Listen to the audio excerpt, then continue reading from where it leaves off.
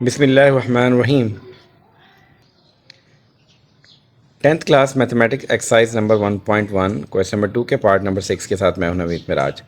Students, इस सवाल को आपने फैक्टराइजेशन मेथड से सॉल्व करना है। तो सबसे पहला स्टेप तो ये होता है कि आपने इस दी हुई इक्वेशन को क्वाड्रेटिक इक्वेशन की स्टैंडर्ड फॉर्म में लिखना है। तो क्वाड्रेटिक इक्वेशन की स्टैंडर्ड फॉर्म में लिखने के लिए आपने देखें यहाँ पे दी हुई इक्वेशन क्योंकि हमारे पास फ्रैक्शन की फॉर्म में है, तो इन फ्रैक्शन के डिनोमिनेटर के एलसीएम से आपने पूरी इक्वेशन को मल्टीप्लाई करना है। x-9, x-3, x-4 से आपने थ्रू आउट इस इक्वेशन को क्या करना है, मल्टीप्लाई।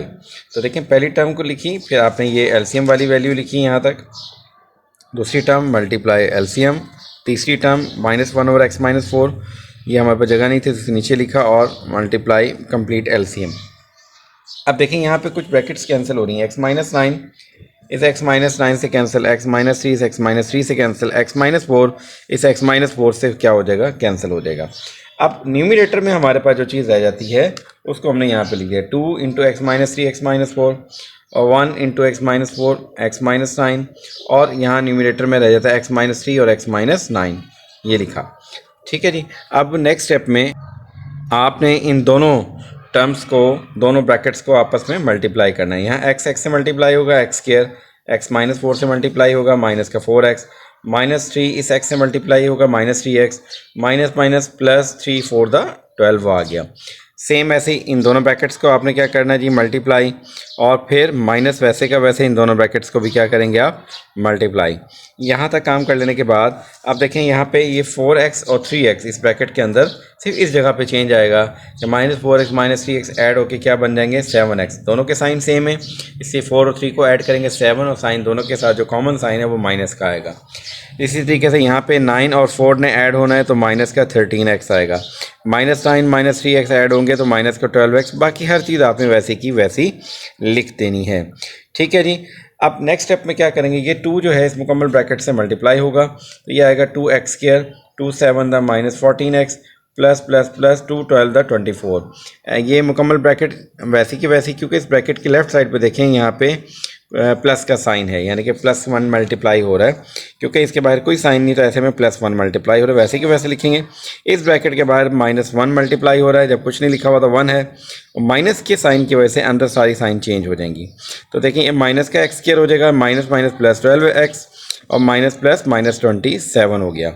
अच्छा जी, अब नेक्स्ट स्टेप में क्या करेंगे, यहाँ हमारे पास जो लाइक टर्म्स हैं इनको सॉल्व करेंगे। प्लस x² क्या होगा, इस -x² से राइट साइड पे कैंसिल हो रहा है, और माइनस का 13x को देखिए आप, ये जो -13x है, और लाइक टर्म्स में +12x, ये मेरे पास आ जाएगा माइनस का 1x, प्लस के 36 में से 27 को सब्ट्रैक्ट करेंगे। ये राइट साइड पे सारा ऑपरेशन, जबकि लेफ्ट हैंड साइड वैसी की वैसी ही लिखेंगे।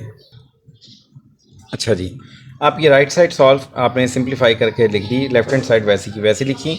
अच्छा, इन दोनों टर्म्स को अब आपने लेफ्ट साइड में मूव करवाएंगे तो साइन चेंज हो जाएगी, तो ये बन जाएगी मेरे पास 2x² -14x वैसे ही, प्लस 24 भी वैसी, -x इधर आके हो जाएगा +x, +9 इधर होके हो जाएगा हमारे पास -9 इज इक्वल टू 0।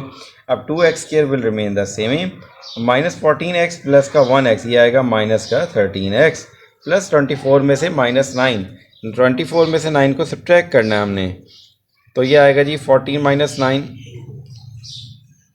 15 आ जाएगा, इज इक्वल टू 0। ठीक है। अब ये हमारे पास क्वाड्रेटिक इक्वेशन की स्टैंडर्ड फॉर्म में चेंज हो चुका है, क्योंकि यहाँ पे वेरिएबल x की पावर 2 है, फिर वेरिएबल x की पावर 1 है, उसके बाद कांस्टेंट टर्म आ गई। यहाँ तक पहुँच जाने के बाद अब आपने इसको फैक्टराइजेशन की मदद से सॉल्व करना है। उसका तरीकाकार ये होता है कि यहाँ पे कांस्टेंट को आपने x² के कोफिशिएंट से मल्टीप्लाई करना है। तो 15 को जब आप 2 से मल्टीप्लाई करेंगे आ जाएगा 30। अब आपने ऐसे दो फैक्टर तलाश करने हैं जिनको मल्टीप्लाई करें 30, ऐड सब्ट्रैक्ट करने पे हमारे पे x का जो कोफिशिएंट है वो है -13, वो आ जाए। ऐसे दो फैक्टर तलाश करने हैं जिनको मल्टीप्लाई करें तो 30 आ जाए, ऐड सब्ट्रैक्ट करने पे मिडिल टर्म का कोफिशिएंट जो कि -13 है वो हमें रिक्वायर्ड है।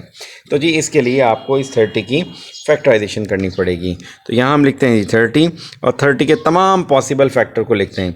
तो देखें जी 1 को 30 से मल्टीप्लाई करें 30, अब इस दो फैक्टर्स को चेक करें कि क्या 30 में 1 ऐड करें तो 31 आता है। 30 में से 1 सब्ट्रैक्ट करें तो हमारे पास 29 आता है। हमें तो 13 की तलाश है, इसका मतलब ये रिक्वायर्ड फैक्टर नहीं है।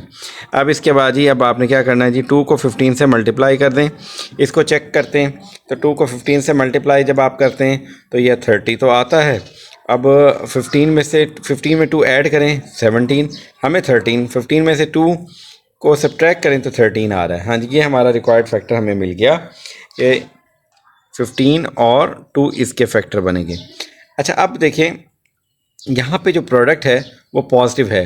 पॉजिटिव होने का मतलब ये है कि या तो दोनों के साथ, इन दोनों फैक्टर के साथ प्लस का साइन आएगा या इन दोनों फैक्टर के साथ माइनस का साइन आएगा, ठीक है। और इसके बाद ज़रा देखिए, अब हमें माइनस का 13 चाहिए, मिडिल टर्म के साथ जो साइन है नेगेटिव है। तो ऐसे में दोनों ये क्या शो करेगा कि देखें कि हमारे पास इस तरीके से कि एक फैक्टर हमारे पास नेगेटिव है यहाँ पे ना, तो या तो दोनों के साथ पॉजिटिव होना चाहिए, दोनों के साथ नेगेटिव। दोनों के साथ प्लस का साइन लगाएं तो हमारे पास 17 आ जाएगा, +2 + 15 17। और दोनों के साथ माइनस का साइन लगाएं तो -17 आ जाएगा। हमें -13 की तलाश है, इसका मतलब ये वाला फैक्टर नहीं है। वैसे तो 13 आ रहा है, लेकिन इस नेगेटिव साइन की वजह से ये वाला फैक्टर हमारा रिक्वायर्ड फैक्टर नहीं है। फैक्टराइजेशन का प्रोसेस अभी मज़ीद भी आगे चलेगा, ठीक है जी। अब और देखते हैं जी, 2 के बाद 3 पे डिवाइड हो रहा है। हाँ जी, 3 पे डिवाइड, 3 × 10 करें तो 30 आ रहा है। अब इसको चेक करते हैं, अगेन ऐड करें 13 आ रहा है। हाँ जी, 13 चाहिए, और क्योंकि नेगेटिव 13 चाहिए इसका मतलब है यहाँ पे इन दोनों के साथ माइनस का साइन आएगा, ठीक है। आप ज़रा चेक करें तो माइनस माइनस +30 आ रहा है, और दोनों के साथ नेगेटिव है, -3 -10 माइनस का 13। ये हमारे पास रिक्वायर्ड है और ये हमारे पास रिक्वायर्ड फैक्टर नहीं है, क्योंकि अकॉर्डिंग टू दिस कंडीशन -3 और -10 ही हमारा फैक्टर है। वहाँ पे 17 आ रहा था साइन की वजह से, ठीक है, तो इस वजह से हमें उसको ड्रॉप करना पड़ा। और यहाँ पे मेरे पास प्लस का 30 और माइनस का 13 आ रहा है, तो ये मेरा रिक्वायर्ड फैक्टर होगा। तो अब क्या करेंगे, इस 2x² को वैसे का वैसे लिखेंगे, इस 13x को नहीं लिखेंगे। उसके बदले आपने एक फैक्टर के साथ भी x लगाना है, दूसरे फैक्टर के साथ भी x लगाना है, +15 को वैसे का वैसे लिखेंगे, =0। यहाँ तक पहुँच जाने के बाद दोनों में देखें क्या कॉमन है, x कॉमन है, तो ये रह जाएगा 2x और ये रह जाएगा मेरे पास -3। और इन दोनों में देखेंगे क्या चीज़ कॉमन है मेरे पास, यहाँ पे जी 5 कॉमन है, ठीक है। तो ये आएगा 2x और प्लस, बाहर माइनस कॉमन लिया तो ये प्लस का साइन किस में चेंज हो जाएगा, माइनस में चेंज हो जाएगा, तो -3 = 0। अब दोनों में देखें यहाँ हमारे पास जो ब्रैकेट कॉमन आ रही है वो है 2x - 3, और यहाँ रह जाएगा मेरे पास x - 5 = 0। देखिए यहाँ पे हमारे पास दो चीज़ों की प्रोडक्ट =0 आ रही है। तो अगर दो चीज़ों की प्रोडक्ट =0 है तो आपने क्या करना है, 2x - 3 को भी =0 करना है, और दूसरे फैक्टर जो x - 5 है उसको भी =0 करना है। अब यहाँ पे देखिए हमारे पास x - 5 उधर जाएगा, क्या हो जाएगा, प्लस का 5 हो जाएगा, तो x का एक आंसर तो हमारे पास आ गया। और ये -3 राइट पे जाएगा तो 0 में ऐड होकर 0 + 3 3 बन जाएगा, तो यहाँ से 2x = 3 आया। अब यहाँ से अभी हमने x का आंसर निकालना है। अच्छा जी, तो अब यहाँ से x कैसे निकलेगा, ये 2 मल्टीप्लाई हो रहा है, तो मेरे पास यहाँ आके इसको क्या कर देगा, 3 को डिवाइड, तो x का एक आंसर आ गया 3 / 2। अगर इसको डिवाइड करके आपने एज ए मिक्स नंबर लिखना चाहें तो 1 होल एंड 1/2 भी बनता है, ठीक है। और दूसरा आंसर x का क्या निकाला हुआ, x = 5। यहाँ से आगे आपने इसका लिखना है just solution set. Solution set में हमारे पास एक आंसर 3/2 आया और दूसरा आंसर मेरे पास क्या आया जी, 5। तो ये हमारे पास इस पूरी क्वाड्रेटिक इक्वेशन का सलूशन। देखें इसको कैसे सॉल्व किया। हमारे पास जो फ्रैक्शन की फॉर्म में हमारे पास जो इक्वेशन थी, सबसे पहले आपने उसको क्वाड्रेटिक इक्वेशन की स्टैंडर्ड फॉर्म में लिखा, और उसके बाद फैक्टराइजेशन की मदद से हमने इसको सॉल्व करके इसके दो फैक्टर्स निकाले। One of the factor is 3/2 and other is 5, और उसको हमने एक ब्रैकेट में लिख कर ये हमारे पास सोल्यूशन सेट बन गया। आई होप सो कि क्वेश्चन अच्छे से क्लियर हो गया होगा। जो लोग इस चैनल पर न्यू हैं काइंडली इस चैनल को लाइक करें, शेयर करें और सब्सक्राइब करें। Thank you.